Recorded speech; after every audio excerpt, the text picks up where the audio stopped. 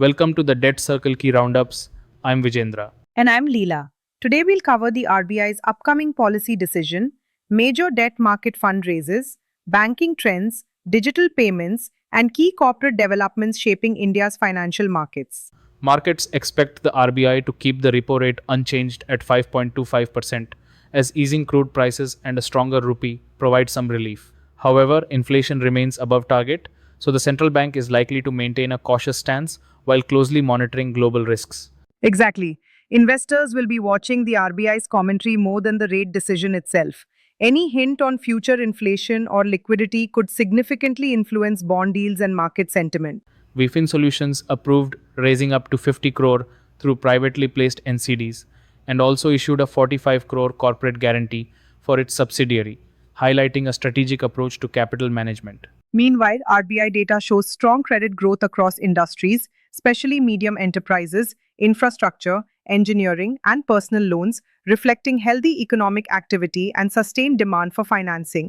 Utkarsh Small Finance Bank reported a sharp reduction in losses, improved asset quality, stronger lending growth, and healthier profitability indicators, signaling a steady operational turnaround. India's digital payments ecosystem also reached another milestone as UPI recorded its highest ever transaction value and volume, reinforcing its position as the backbone of the country's cashless economy while expanding globally.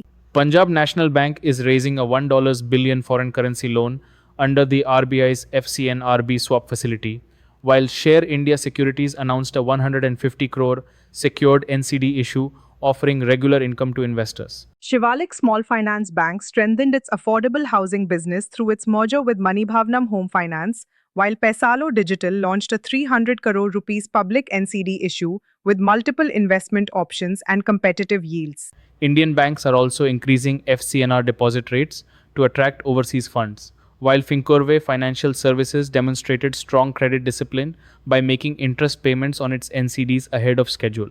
Foreign Investors continue to show confidence in India, supported by favorable policy measures, while gold prices remain supported by a weaker dollar even as markets closely track global central bank decisions. Several financial institutions also reported strong quarterly performance. Aadhar Housing Finance, Aditya Birla Capital, and Aavas Financiers posted healthy growth in profits, lending, and asset quality, reflecting continued strength in India's lending and housing finance sectors. On the fundraising front, companies including Mufin Green Finance, Tata Steel, Acme Fintrade, and Avada Group secured significant debt financing to support expansion, renewable energy projects, and long-term growth initiatives. India's renewable energy sector continues attracting large institutional funding, while infrastructure and manufacturing investments remain strong, highlighting sustained confidence in long-term economic growth. In the banking sector, SBI successfully raised capital through Basel III additional Tier 1 bonds, while several banks continue preparing for upcoming refinancing requirements amid evolving market conditions. Despite recent foreign outflows due to global uncertainty and higher crude oil prices, overseas investors continue to participate actively in India's debt market, supported by improving market access and policy reforms. The digital lending ecosystem is also expanding rapidly. Mahan Industries introduced its fully digital lending platform, while gold loans continue witnessing exceptional growth as both banks and NBFCs increase their focus on secured lending.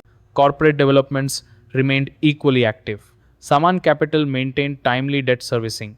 Trident secured shareholder approval for fresh NCD fundraising, and several companies continued strengthening their balance sheets through disciplined capital management. India's defense sector also achieved another milestone, with record exports and growing MSME participation, reinforcing the country's ambition to become a major global defense manufacturing hub. Meanwhile, RBL Bank received a ratings boost, L&T Finance outlined aggressive retail expansion plans, and Z Media attracted foreign investment through convertible bonds, reflecting continued investor interest across sectors. PC Jeweler moved closer to becoming debt-free after repaying over 96% of its bank borrowings, while Embassy Office Parks REIT delivered another strong quarter driven by healthy leasing activity and high occupancy levels.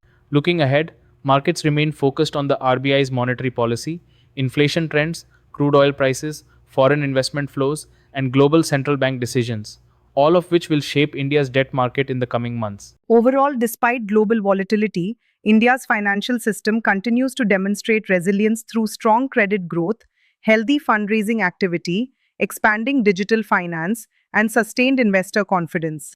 That's all for today's edition of the Debt Circle podcast. Thanks for listening. Stay connected with Debt Circle for the latest updates from India's debt markets. Until next time, goodbye.